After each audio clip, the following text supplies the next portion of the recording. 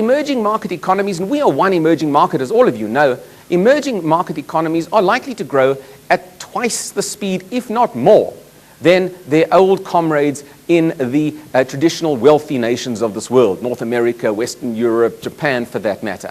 The action for economic activity is in the emerging markets. And the emerging markets span a wide range of countries across the globe. The map on the screen just highlights to you the diversity of the exciting countries across the world. All of you are familiar with the big four: Brazil, Russia, India, and China, the BRIC countries. Everybody wants to be part of the BRIC countries in the world. It makes you feel good if you can be part of it. South Africa wants to be part of it. You'd call BRIC, B-R-I-C, B-R-I-C-S-A, BRICSA, if you want to add your name onto it. The Koreans want to be part of BRIC, so you'd call it B-R-I-C-K, which makes even more sense. Everybody wants to be part of this new club of emerging nations, whether there's a global economic downturn or not. Demographics, economic activity, and the changing nature, a new industrial revolution is taking place in the world right now, and that industrial revolution is shifting in geographic focus away from the West, from the United States and Western Europe, to these new players that I put on the screen. And the players are exciting, and many of you are involved in businesses that have exposure to these audiences, and to these regions.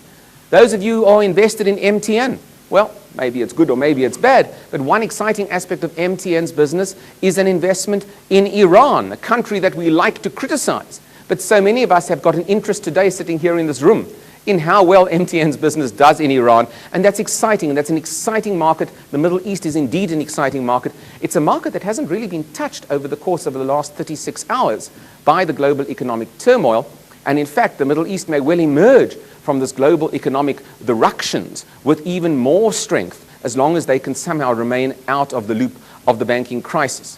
But I show you on the screen the BRIC countries, the four biggies, and of course what's called the next 11, the bubbling under 11, and we really should also include South Africa in that.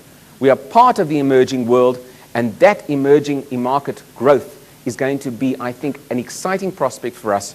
The movement, the shift is away from the West. The shift is to now these new giants in the world. And if you look at the figures for the world's largest economies by 2050, and the figures are from Goldman Sachs.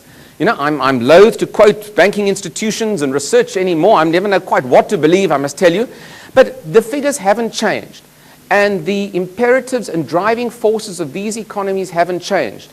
If you look at 2050 and you project going forward, the world's largest economy will be China. China will overtake the United States by 2030, 2040. By 2050, it will be the world's largest economy. It won't be the world's richest. It will be largest in volume size. The United States will drop to second position. But look at the figures. India. India will be the third largest economy in the world. And look at some of the others on the graph. I mean, look, Japan will be fourth. Brazil will be the fifth largest economy. What an exciting economy Brazil will be. Russia, despite the ructions in Russia, Russian stock market has collapsed, as you know, over the last day or two. We worry about our stock market here when you've got 20, 30% collapses in a single day in the stock market, in a single day. 20% in a single day in Russia on Monday, as it happens. We're not doing too badly.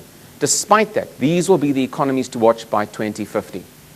And I'm interested in this global economic downturn and the crisis that faces at the moment. Yes, I hope you don't whisper these sweet nothings in your partner's ear, let me tell you, but I'm interested in the credit crunch and the effect that it will have on the changing nature of power within the world. Don't eat that cereal, that'll give you indigestion, I can assure you. That's the kind of roughage you don't need. But one thing I can tell you about the power relations in the world, there's a substantial change.